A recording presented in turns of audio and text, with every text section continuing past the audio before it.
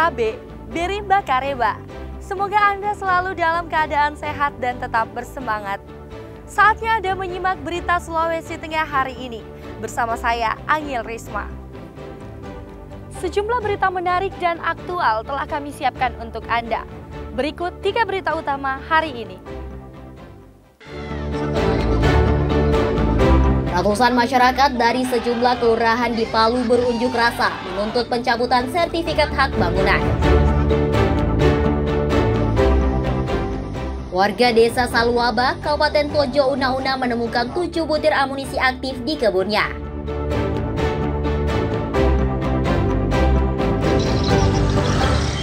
Harga bawang merah anjlok di pasar tradisional Palu dalam sepekan terakhir.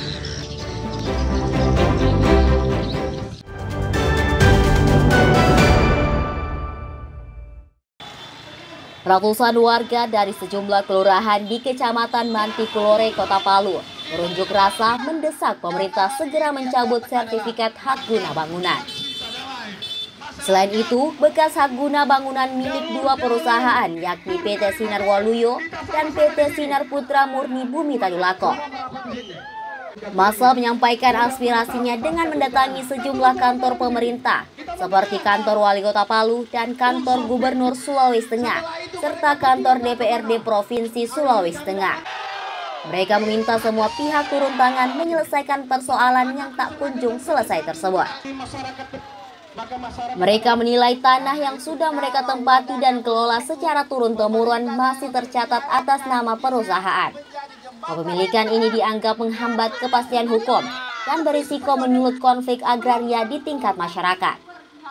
Kalau kami sebenarnya beberapa informasi kami sudah gali kepada BPN, meminta informasi bahwa memang status HGB yang dimaksud itu memang sudah pada posisi yang tidak lagi habis masanya. Nah, sehingga pada proses masa yang tidak habis seperti ini, tadi kami sudah rapat, Pemprov akan segera rapat, mengundang tentu Pemkot, karena mereka yang menjadi pemerintah daerah yang harus paling di depan secara aktif untuk menjalankan kepentingan masyarakat ini. Nah, fungsinya Pemprov adalah melakukan koordinasi dengan semua pihak yang dimaksud.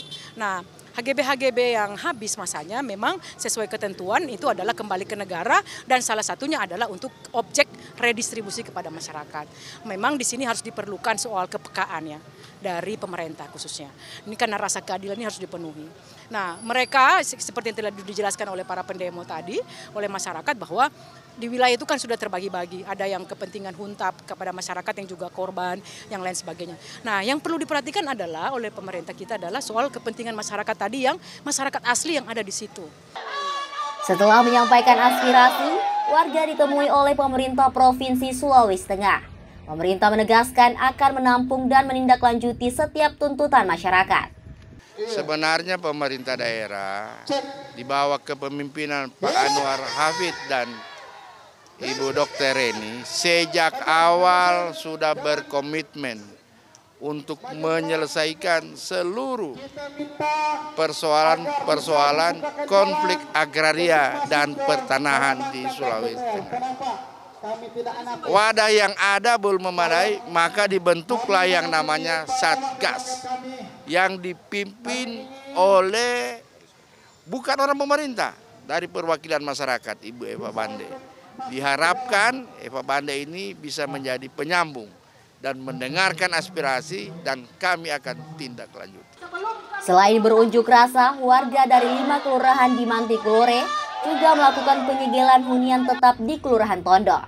Langkah ini sebagai bentuk protes agar pemerintah memberikan legitimasi hukum yang jelas terhadap tanah yang sudah mereka tempati.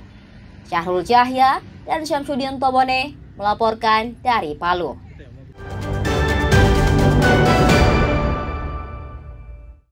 Warga kembali menemukan amunisi aktif. Kali ini, warga desa Saluaba, Kecamatan Ampana Kota yang menemukan 7 butir amunisi aktif di kebunnya.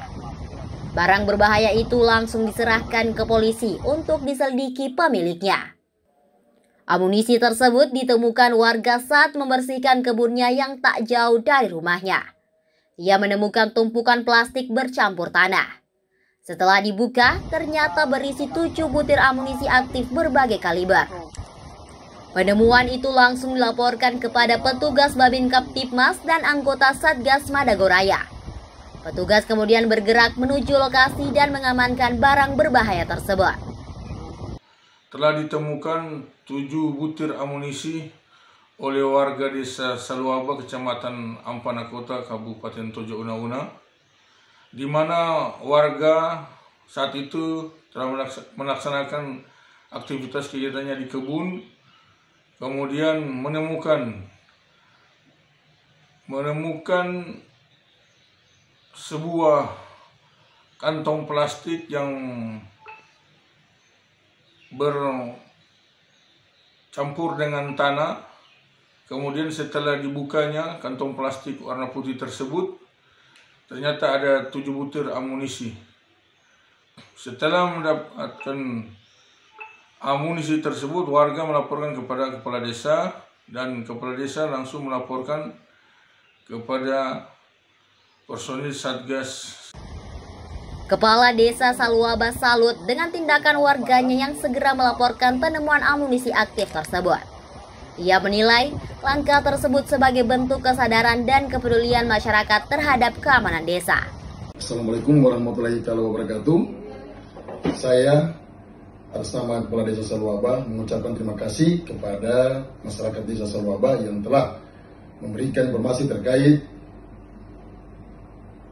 terkait penemuan amunisi di lahan masyarakat, dan saya menyerahkan kepada Satgas Madagoraya. 7 butir amunisi aktif kini diamankan Satgas Madagoraya. Kepolisian masih menyelidiki siapa pemilik barang berbahaya tersebut. Warga juga diimbau untuk segera melapor ke polisi jika menemukan barang-barang berbahaya. Syamsuddin Tobone melaporkan dari Tojo Una-Una. Keterbatasan ruang perawatan menjadi salah satu kendala dalam meningkatkan pelayanan di Rumah Sakit Bayangkara Palu. Masalah tersebut kerap menjadi keluhan pasien maupun keluarganya. Menyikapi kondisi tersebut, pengelola Rumah Sakit Bayangkara resmi menambah fasilitas baru berupa gedung rawat inap VVIP.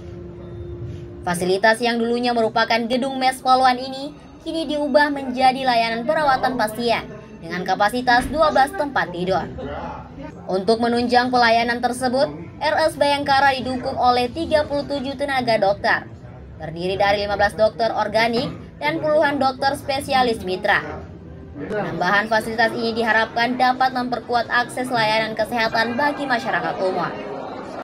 Sesuai dengan arahan dan petunjuk dari Pak Kapolda, tidak henti-hentinya untuk meningkatkan pelayanan kesehatan baik untuk anggota, PNS, keluarga maupun masyarakat sekitar, sehingga kami dengan arahan tersebut berupaya untuk menambah fasilitas. Ini adalah salah satu fasilitas yang diharapkan oleh beliau. Jadi di dalam ini ada VVIP, semuanya lengkap. Jadi oksigennya juga ada sentral. Kehadiran ruang rawat inap baru ini mendapat apresiasi dari pemerintah Kota Palu. Dinas Kesehatan menilai tambahan fasilitas di RS Bayangkara mampu membantu beban sejumlah rumah sakit lain yang sering mengalami kelebihan kapasitas pasien. Kita, kalau Dinas Kesehatan Kota Palu khususnya ya, kami mewakili pemerintah Kota Palu, kita mengapresiasi. Kenapa? Dengan bertambahnya ruangan ini, maka artinya pasti akan bertambah layanan pada masyarakat Kota Palu. Kan gitu. Apalagi fenomena terakhir ini, kita ketahui sih, full semua rumah sakit.